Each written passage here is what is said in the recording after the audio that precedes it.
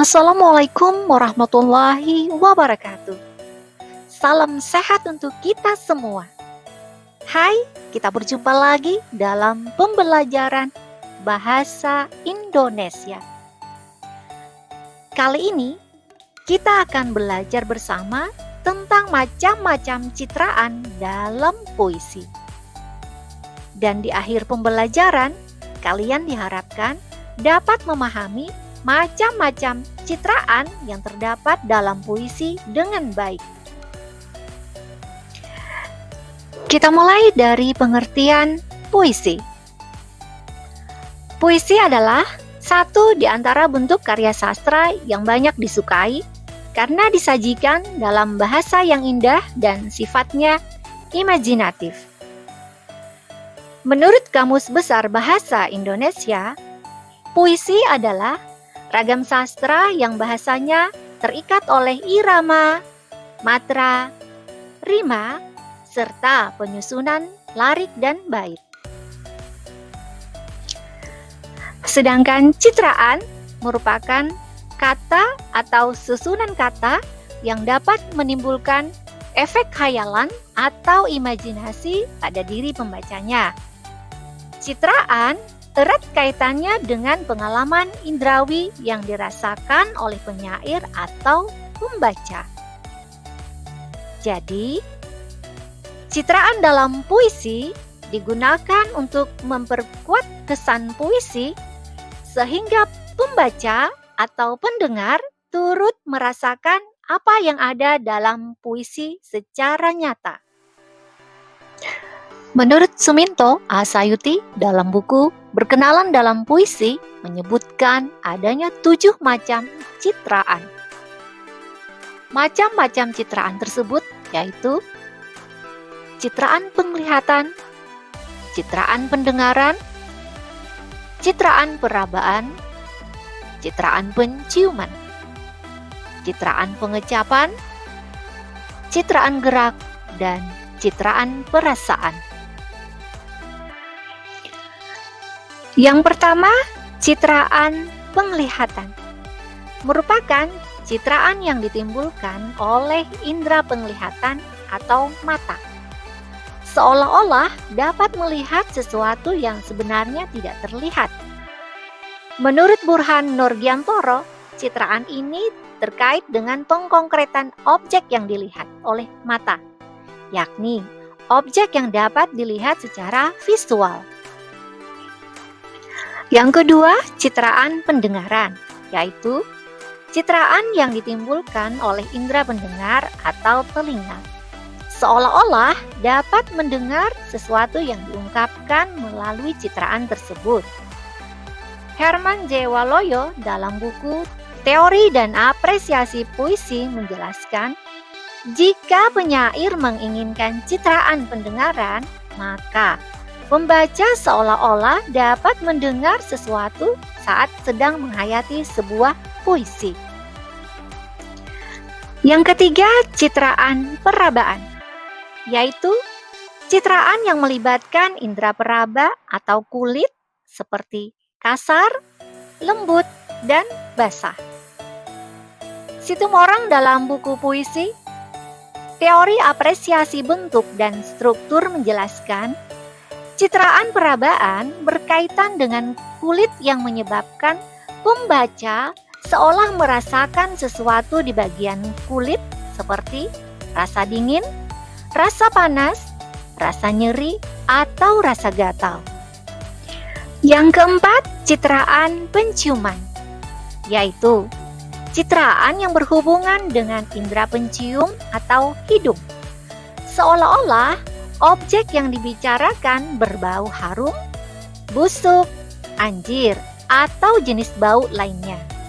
Dalam hal ini, pembaca tidak berarti mencium bau sesuatu, melainkan seorang pembaca telah terbawa oleh imajinasi penyair yang sedang mencium sesuatu dan digambarkan melalui bahasa kiasan. Yang kelima, citraan pengecapan, yaitu citraan yang melibatkan indera pengecap atau lidah.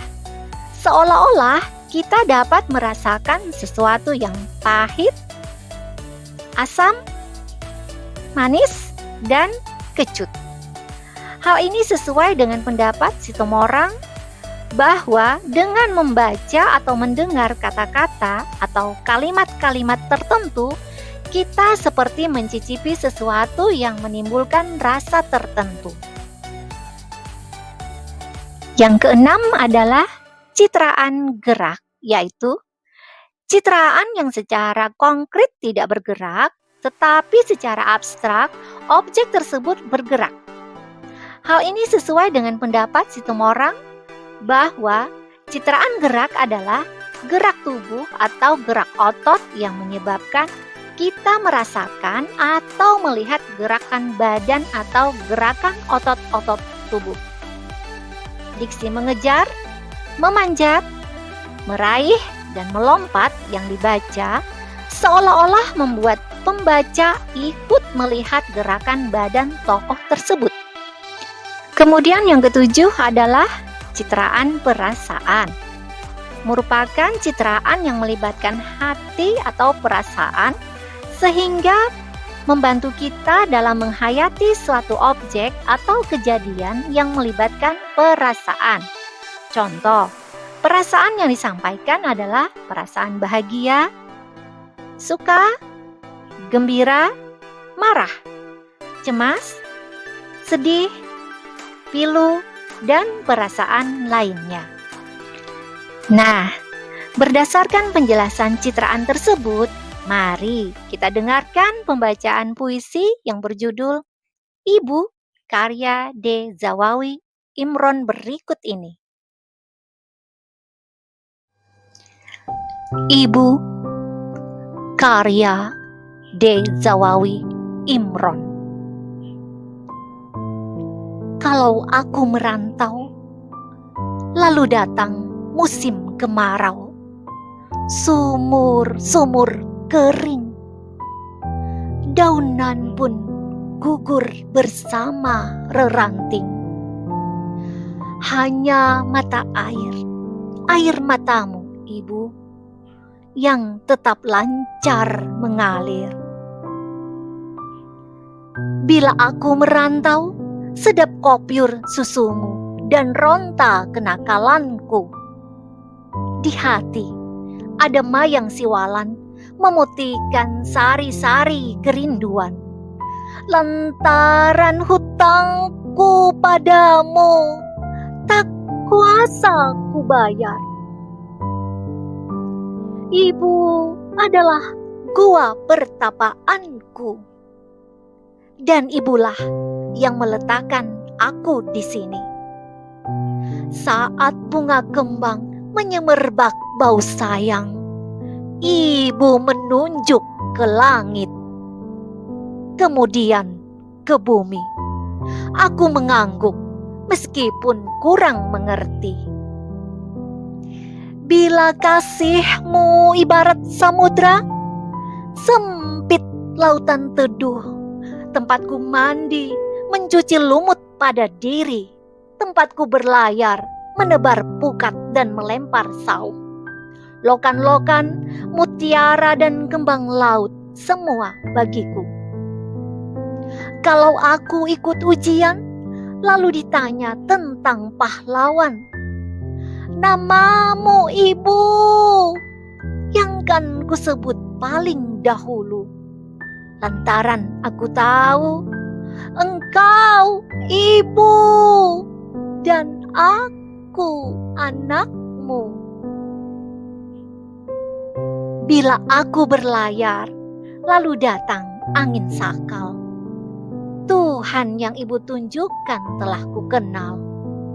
Ibulah itu bidadari yang berselendang biang lala. Sesekali datang padaku, menyuruhku menulis langit biru dengan sajakku. Dari pembacaan puisi tersebut, terdapat 3 jenis citraan yang digunakan, yaitu citraan penglihatan, citraan perasaan, dan citraan penciuman. Sebagai contoh kutipan puisi yang mengandung citraan penglihatan, terdapat dalam larik, "Daunan pun gugur bersama reranting. Hanya mata air, air matamu, Ibu." Kemudian, contoh kutipan puisi yang mengandung citraan perasaan terdapat dalam larik, "Di hati ada mayang siwalan memutihkan sari-sari kerinduan." Dan contoh kutipan puisi yang mengandung citraan penciuman terdapat dalam larik, "Saat bunga kembang menyemerbak bau sayang." Nah, kalian sudah mendengarkan penjelasan tentang macam-macam citraan dalam puisi. Dan untuk menambah pemahaman kalian mengenai citraan, silakan kalian simak puisi yang berjudul "Gadis Peminta-Minta" karya Toto Sudarto Bachtiar. Kemudian, kalian tentukan citraan apa saja yang terdapat dalam puisi tersebut.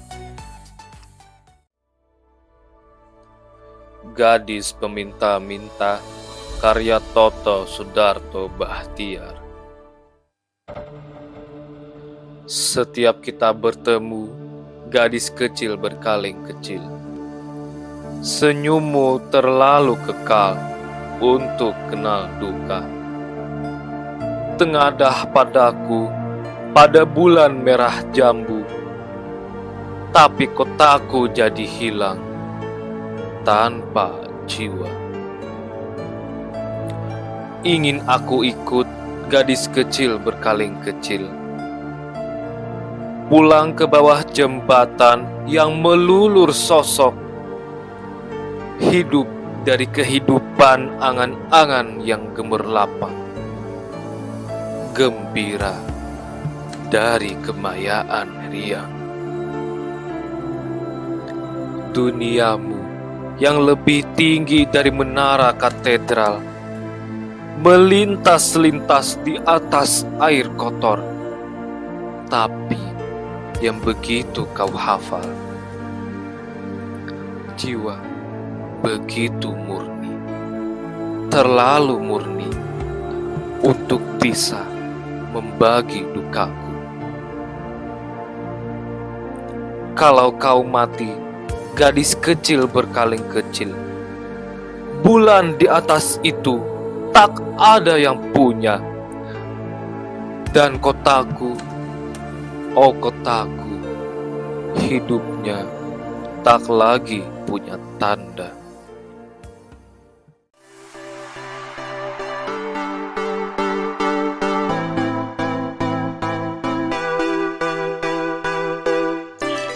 Semoga apa yang disampaikan bisa bermanfaat. Salam literasi.